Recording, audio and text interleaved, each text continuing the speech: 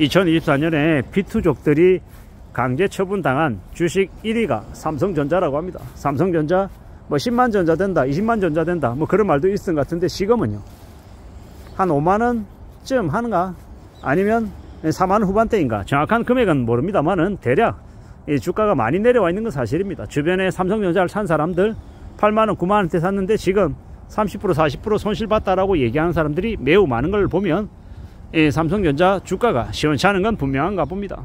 게다가 강제 매매 당했다라고 하는 거 보면 무리하게 빚을 내서 삼성전자 산 개미들도 많나 봅니다.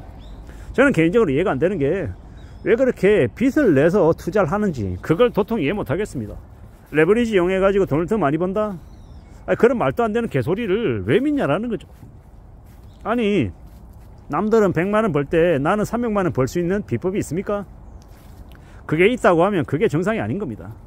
남들이 100만원 벌면 제가 정말 잘하면 110만원 120만원 버는 게 그게 이 받아들여질 만한 그런 상식이 아닌가 라고 생각하는 거죠. 그렇게 상식적인 범위 안에 생각하고 살아야 이 탈나는 경우를 면할 수 있는 것 같습니다. 그런데 이 개미들이 너도 나도 돈 더 많이 벌겠다고 비트해 가지고 까불고 욕심 부리고 한 탓에 강제 매매를 강제 청산을 당한 것 같습니다. 앞으로 우리가 살아가는 이 시대에 이 세상에 우리가 살아가는 삶은 더욱더 힘들고 더욱더 어렵습니다. 그래서 계속 하는 얘기가 있습니다. 빚지지 말라고.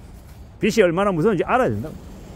우리가 빚투족이나 연끌족들이 지금 빚 때문에 이자 내는 것 때문에 허덕이며 살잖아요. 근데 만약에 비록 반지하에 살고 옥탑방에 살아도 내가 월급을 200밖에 못 받아도 빚이 없으면요 그 안에 살아갑니다. 물론 남들이 한 달에 200만원 300만원 저축할 때 뭐 나는 50만원 밖에 저축을 못할지언정 그래도 저축하고 살고 하면 이 돈이 불어나더라는 겁니다. 저도 20대 때 직장 다닐 때 저보다 훨씬 아래인 후배가 저보다 월급이 적었어요. 근데 이 적금 넣어가지고 5천만원 탄다 그러고 1억 탄다 그러는 거 얘기 들으니까 반성이 많이 되더라고요. 아, 이거는 월급 많이 받고 적고의 문제가 아니라 내가 얼마나 성실하게 아끼고 절약하며 사냐가 더 결정적인 거구나 라는 생각이 들더라고요. 살아가는 인생이 월급을 1000만원 받는 사람과 월급을 300만원 받는 사람이 나중에 살아가다 보면 자산의 규모가 3배 차이가 나야 되는 게 일반적이다라고 생각하지만 현실 세계에서는 월급 300만원 받는 사람이 월급 1000만원 받는 사람보다 갖춰놓은 자산이 훨씬 더 많은 경우도 발생하더라는 겁니다. 왜겠습니까? 자신의 분수 아래에서 욕심 부리지 않고 차근차근 성실히 착실하게 자산을 축적해 나간 사람은 자산이 늘어나는 겁니다. 월급 많이 받는다고 가시하고 나 연봉 2억 받잖아 이러면서 법인카드 막 끄고 다니고 꺾고 다니고 술 먹고 다니고 이 폼 잡고 다니면 나중에는요 자기 법인카드 쓰던 습성이 있어서 개인카드로도 그에 준하는 소비를 하게 되는 거죠. 그러다 보면 소비 형태와 삶의 모습 자체가 그렇게 굳어져 버려서 과시하고 어깨 힘주고 40만원 50만원짜리 신발 신고 다니고 청바지 하나 100만원짜리 청바지 입고 코트 300만원짜리 입고 다니고 이러다 보면 이제 거지꼴 못 면하는 거죠. 비록 월급은 300 받지만 당근에서 청바지 만원 주고 사고 자켓 입고 그리고 열심히 운동해 가지고 신체 건강하게 되려 더 멋있게 해다니는 사람들도 있다라는 거죠. 검소하게 살고 착실하게 살고 욕심 안 부리고 사는 삶이 연봉 아무리 많이 받아도 가시하고 폼 잡고 까부러대는 인간보다 훨씬 더 나은 삶을 살 수 있다라는 말씀을 좀 드리고 싶었던 겁니다.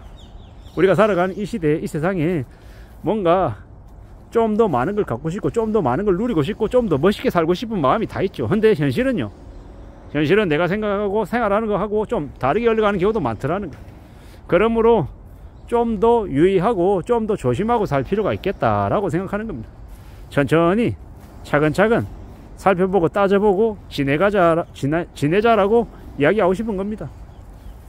앞으로 우리가 살아가는 이 시대에 어떻게 사는 게 더 현명하고 더 안전한지는 이제 각자 개개인들이 판단하기 나름인 것 같습니다. 하지만 결국 잊지 말아야 될 건 자신의 분수 안에서 살아가는 것, 욕심 부리지 않는 것, 성실하게 일하고 착실하게 사는 것, 그러한 것들이라고 봅니다.